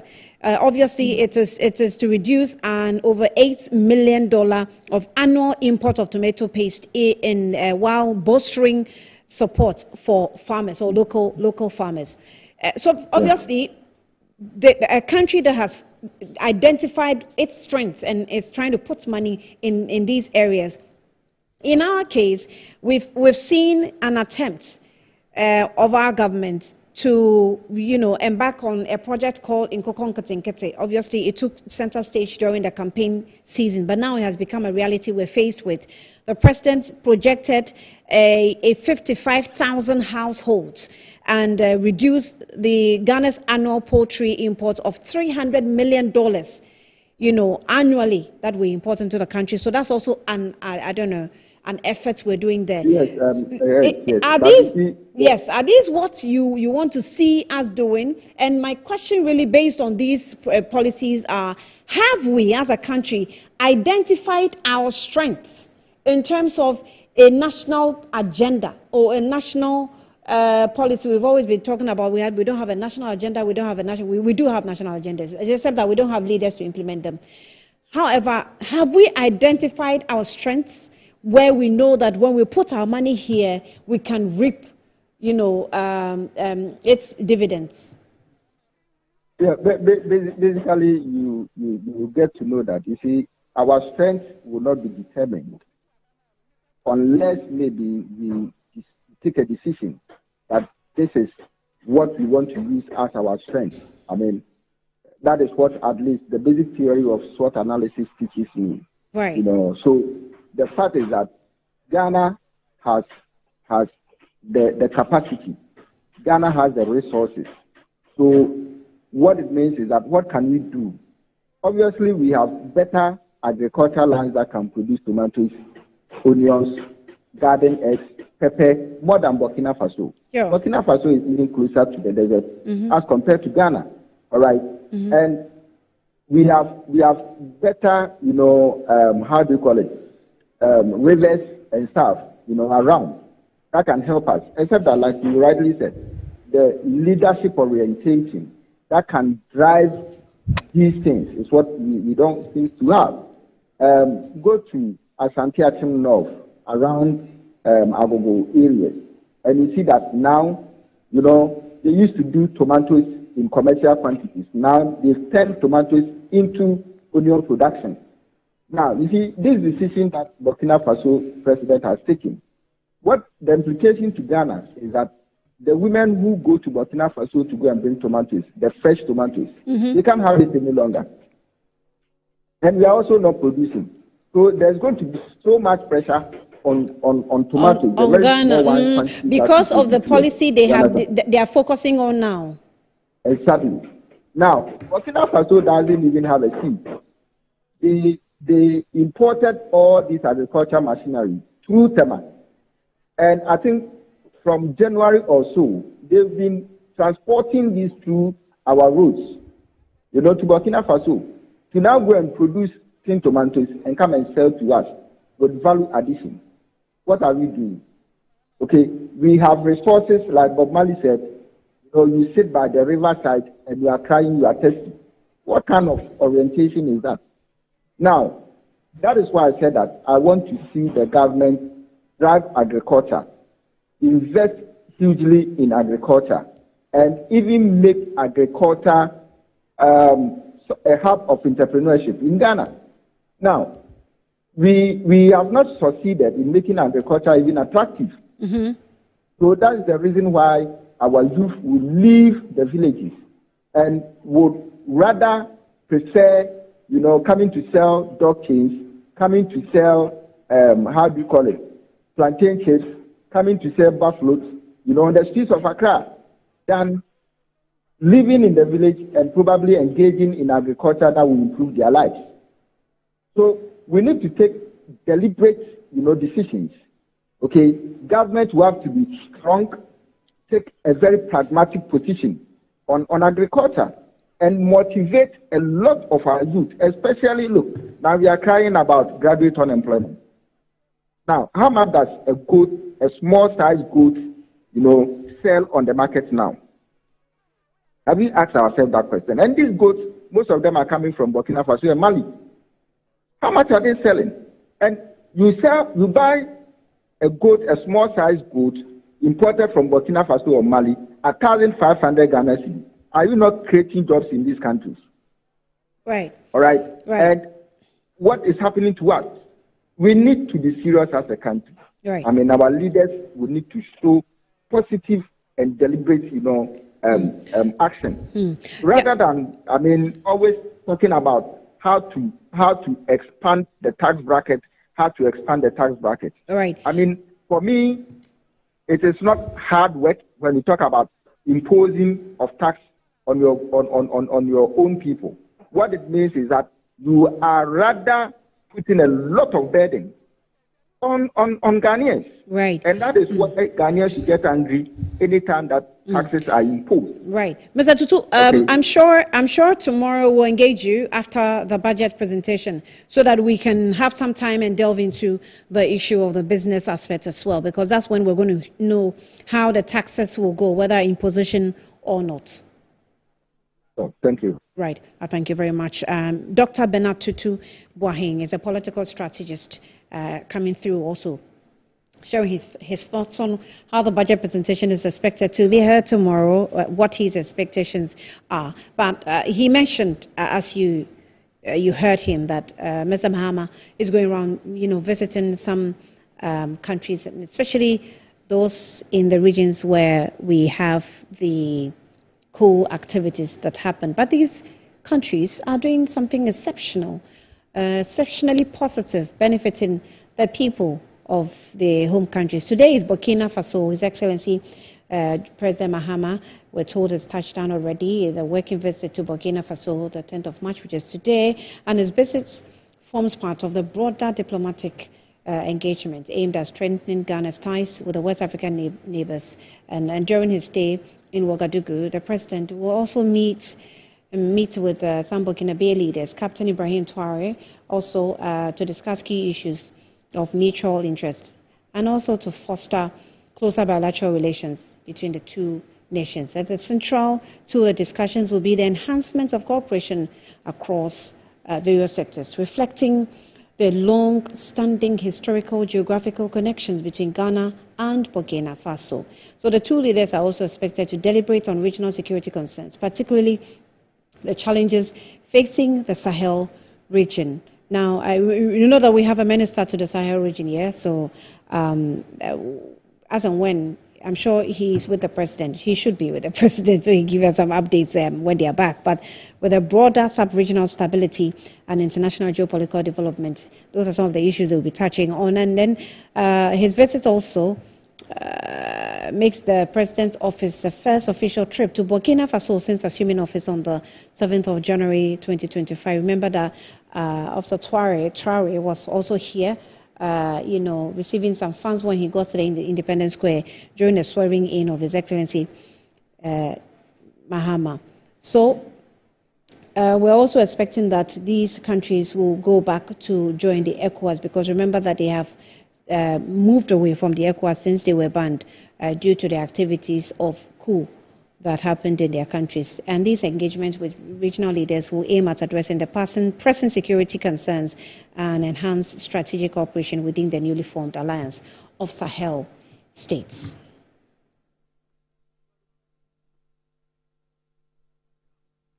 Good afternoon. Ghana is on. We'll go for a breather. We're back with some extra interviews on Agenda 111 with the former minister.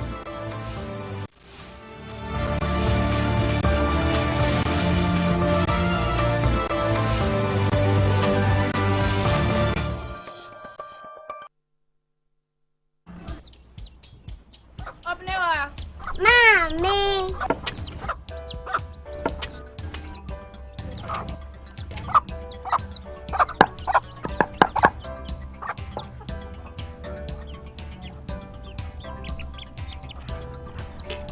Michelle say, fe.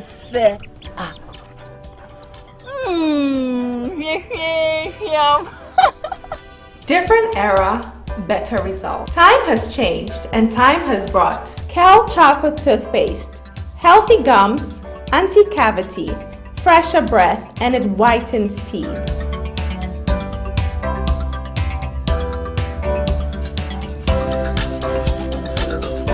Kel Chocolate Toothpaste, Sankofa, Yenchi, Kel Chocolate Toothpaste. Happy smile.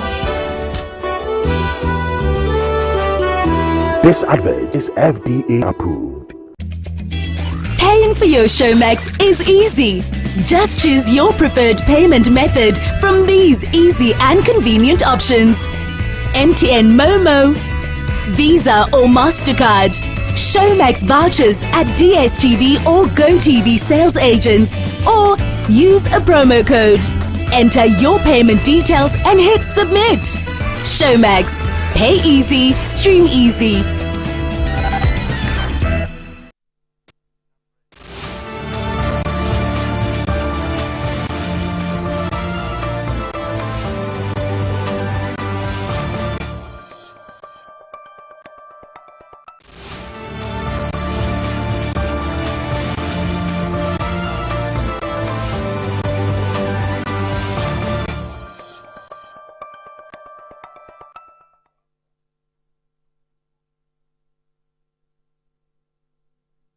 Welcome back. You're still watching Good Afternoon Ghana. We've dealt with the issues of the budgets of the economy as we're expecting the hearing of the details of it from the finance minister tomorrow. But let's now move into the health sector and deal with an issue that's been raging for a while now. That's regarding Agenda 111. We've been able to raise the former Minister for Health, Bernard Okoboy, on the phone lines to tell us more about this project that was started by the administration. Mr. Okoboy, thank you for your time. You're welcome to Good Afternoon Ghana. Good afternoon. Yeah, good afternoon. Thank you very much. Well, you've been missing in action. I hope you're well and recovering from the election defeat. Well, we are. The country is resetting, so we are all in a reset mode. Now, let me put this across to you. There was a handing over note from the previous administration to the current administration? Yeah. What was captured in the area of Agenda 111? Well, I think, first of all, let me say a very good afternoon to all your viewers. Agenda 111, as you know, was a very bold program and initiative. I say bold because only few leaders have attempted to build over 100 health facilities within, let's say, a 3-year period. And I'm happy to say that the hospitals were designed, the district ones were, some were 100-bed capacity, some 60, and others 90, depending on the availability of the land in a particular district. The idea is to make sure that in every part of Ghana, we have a very well-functioning, district hospital that can do all the basic things that the citizens should require. The total estimated cost of the project, which considers civil works, medical gas systems, equipment, and everything, came to about $1.7 billion. That's the estimated cost. And as even the president mentioned in the SONA, I think the Kufuor government had committed over $400 million or so in terms of IPC payments. That's payments for work done, over $400 million. Now, I'm happy to say that this is one of the few projects where we didn't go for a loan. It's not, we call the loan programs or projects, they normally refer to them as an EPC. That's the engineering, procurement, and construction, where you go for a loan, and then as part of the loan, it will also come with a contractor to do it and all that. This one is a GOG sponsored program. I think some of the funding came from the Ghana Infrastructure Fund. It was one of the sources. And then I think the annual budget support EBFA fund, and then other GOG sources. I've heard quite a lot of commentary. What we must understand is that when you inherit power, it's not only fun and excitement, it's a lot of hard work. The Kufuor government was looking for the money to pay for these projects. And I believe that one of the biggest opportunities President John Dramani Mahama has is to find money and complete most of these our projects.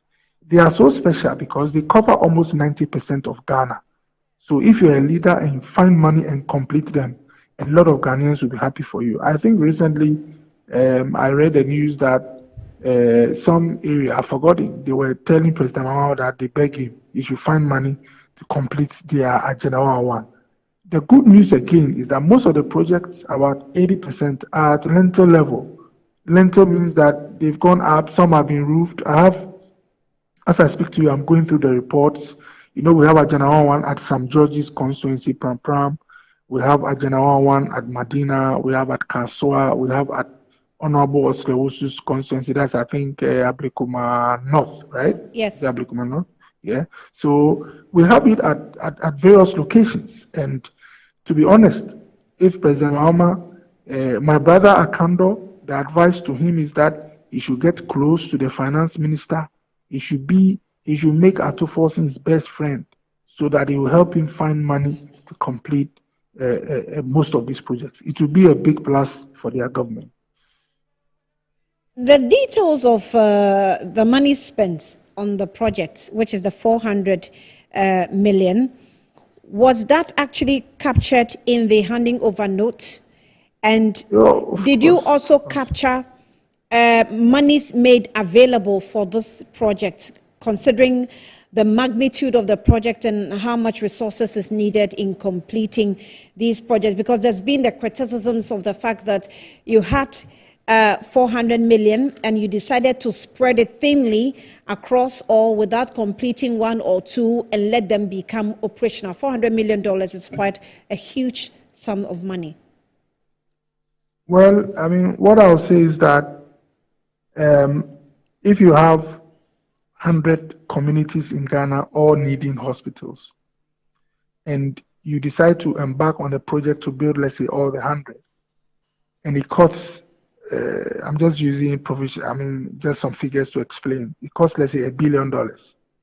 If you use half of the amount, 500 million, to raise all the 100 hospitals to, let's say, roofing level, and it's level with equipment, it is quite easy for someone who has not been part of governance to say that, oh, you should have used that money to complete a few.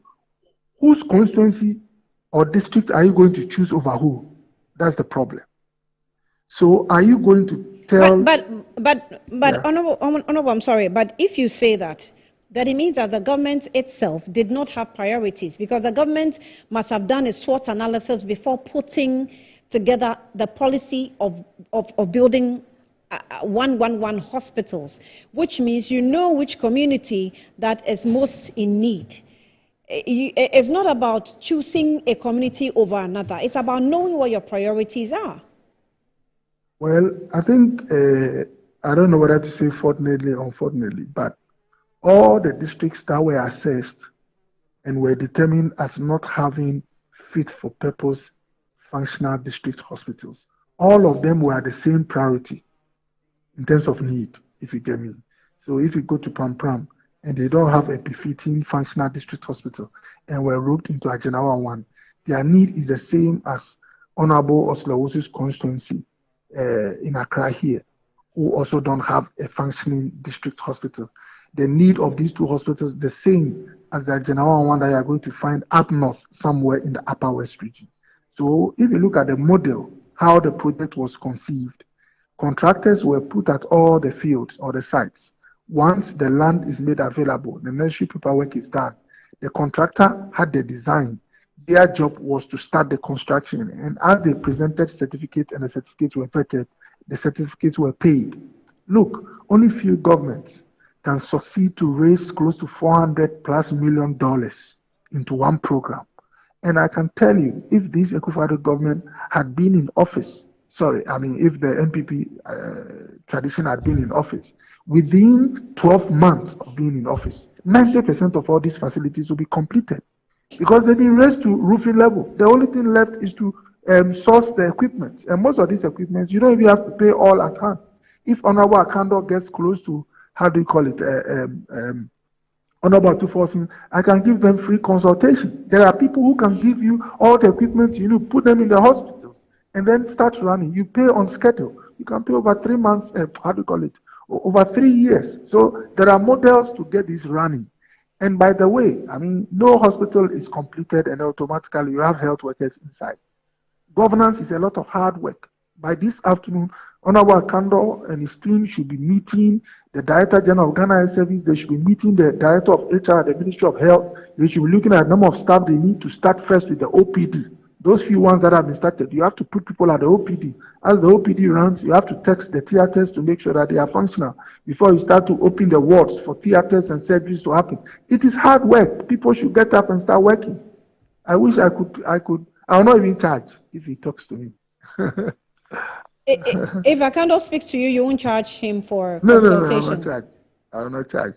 It will be free consultation. It's my senior brother. So with the free consultation you're willing to offer Honorable Akando, is not something that you could put to work when you were in office, that maybe completing 1 or 2 or 3 hospitals would have been more beneficial to the nation than what we have today?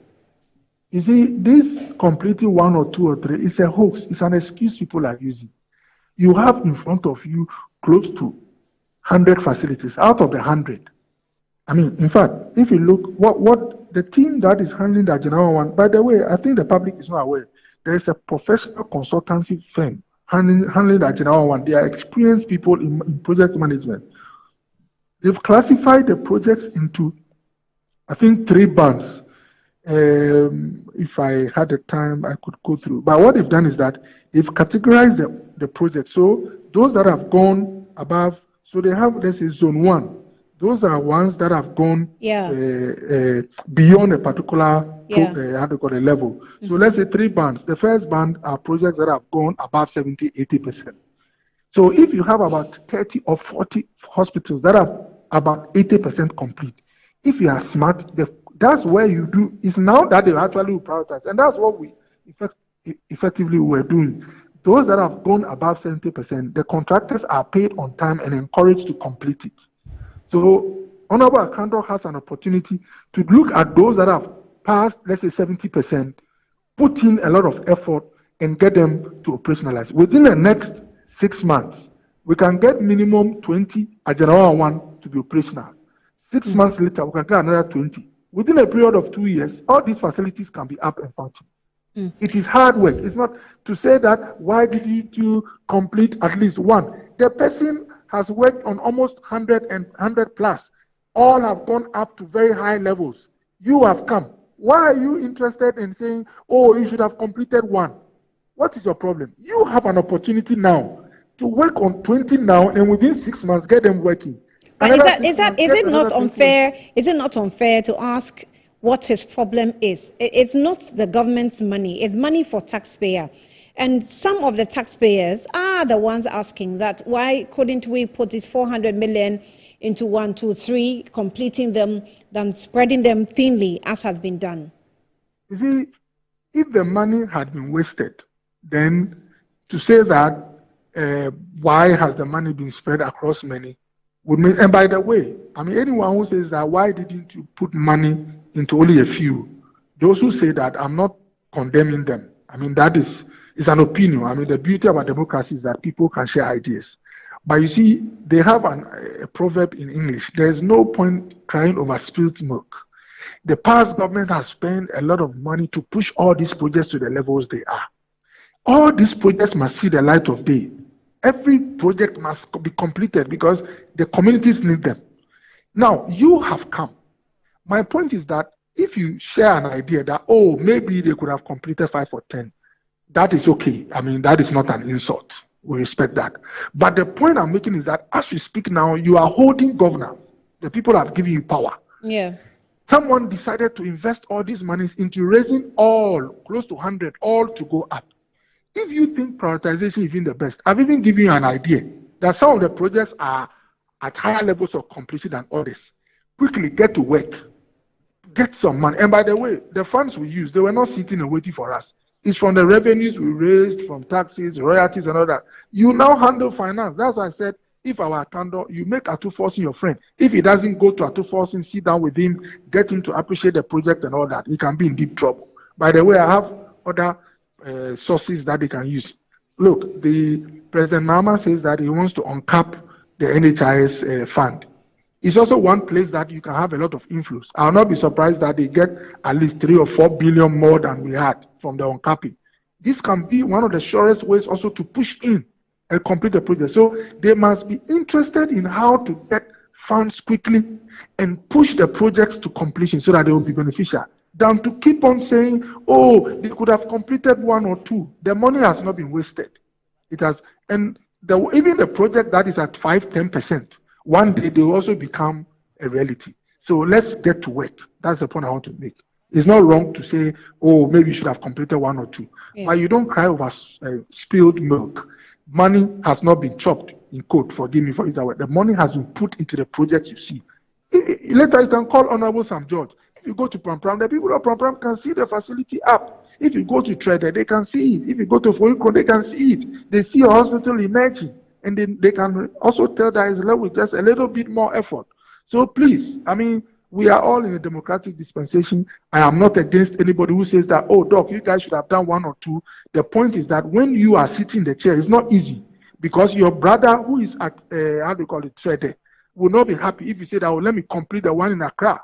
The one in Accra will not be happy if you say, let me go to Pram Pram. In fact, it can lead to many conflicts. And so, luckily for us, the contractors have determined the pace of the projects. If your project is not working going that high, it means that maybe your contractor is not strong.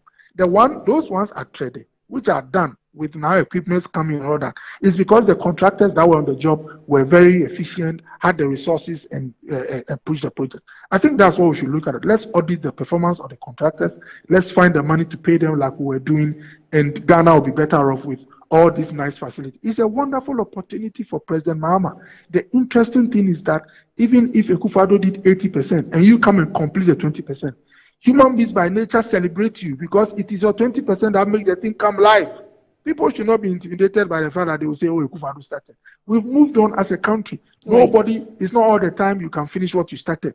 But when I was at National Health Insurance as CEO, most of the offices that I completed, they were started before me, some 80-90%. I convened a task force quickly. We looked for money. And the people were like, oh, Doc, you've done well. I didn't start them.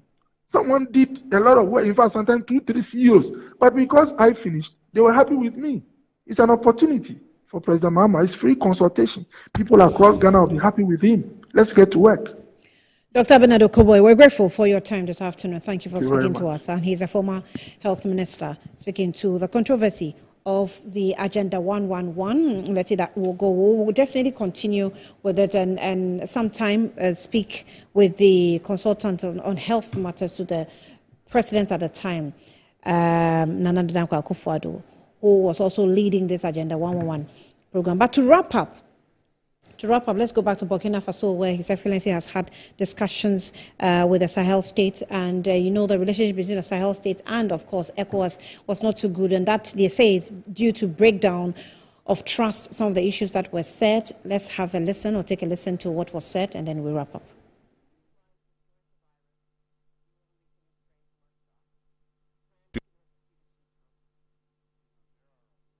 Issues of mutual interest. We've discussed the issue of AES and ECOWAS, and I've got new perspectives about the concerns that the three countries have in respect of their relations with ECOWAS. And so I assured Mr. President that at the next ECOWAS meeting, I would pass on what they have explained to me to the other leaders. I think there's a breakdown of trust amongst the leadership. It will take time to rebuild it, but we have to work on it so that we restore trust and confidence with each other so that we can work together, even if we are not part of the same regional body. And so we discussed that. We also discussed security. I mean, in Africa, we say when your neighbor's house is on fire, you have to help him to quench it, otherwise it will spread to your own house. This issue of terrorism started with Mali, and it spread gradually into Niger and now into Burkina Faso. And like I said, terrorism is like a cancer. If you don't fight it together, it will spread throughout the body. This was just a few minutes ago as His Excellency did the interaction with the Alliance of Sahel States. We shortly call them AES. And we have a minister appointed to those states or that state as well, because they form an alliance coming together when they separated from ECOWAS. And so we'll be following up and bringing some more details from there. This is just a few minutes ago. Well, this has been Good Afternoon Ghana, and I'm sure that you've had some updates, fresh updates of what exactly is going on to and fro the country. We're coming through with the budget hearing tomorrow, and we'll be here again to give you the analysis. My colleague Kwesi Afriye will be in the studio as well to join us, understand exactly what will be happening with the budget presentation. For now, my name is Annie Informal. We'll bow out and then stick with us as we come your way, 7 p.m. with the News Night. Thanks for watching.